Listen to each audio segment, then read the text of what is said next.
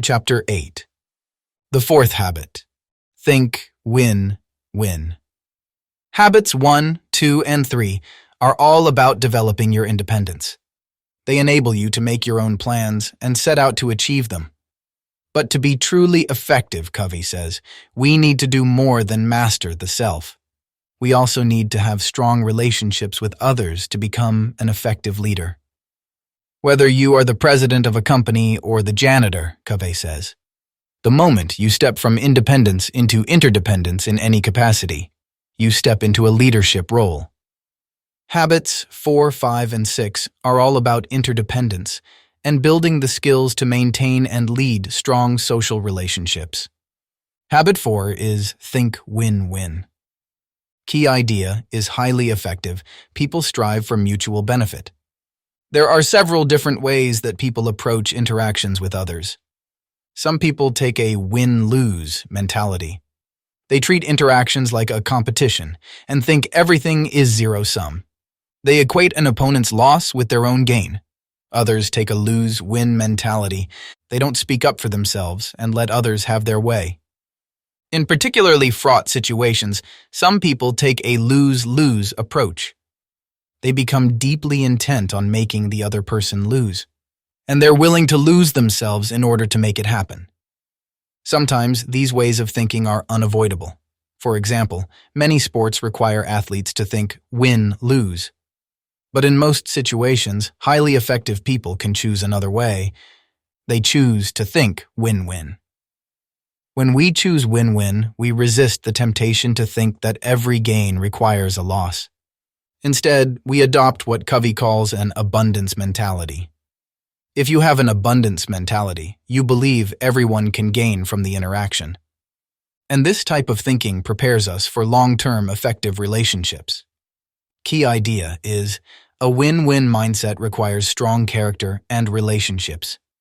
Thinking win-win requires character, and a key component of character is maturity. Maturity, Covey says, is the balance between courage and consideration. When we are courageous, we are self-confident and willing to stand up for what we want. When we are considerate, we are sensitive to the needs of others. If you only display one of these traits, you'll take a lose-win or win-lose approach. Win-win, Covey explains, requires both courage and consideration. The win-win approach also requires strong relationships and trust. Covey suggests thinking of a relationship like an emotional bank account. When we ask or require something from others, we make a withdrawal. When we display understanding, integrity, and kindness, we make a deposit. Healthy relationships require frequent deposits in order to keep trust high, and taking a losing mentality will quickly overdraw the account. This is a key reason why win-win is usually the best approach. Our lives are interdependent and our relationships are long-term. A win-lose approach may lead to short-term gains, but it is likely to destroy relationships. A win-win approach can keep relationships strong and mutually beneficial for a long time. Key idea is win-win requires the right systems and process to support it. If you want your company, family, or organization to think win-win, it takes more than encouragement. You need to set up systems and processes that reinforce win-win thinking. For example, consider how some companies give awards to a few top performers every year.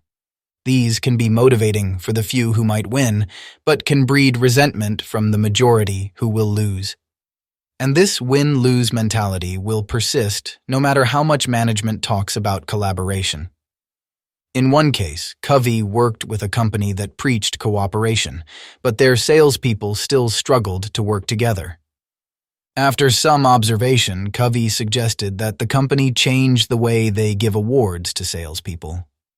Instead of just recognizing the very highest performers, they awarded everyone who sold above a certain threshold. Following Covey's advice, the company gave out 20 times more awards the next year. The change was extremely successful. The previous year, only 40 people had sold over the threshold. Now 800 employees sold over the threshold.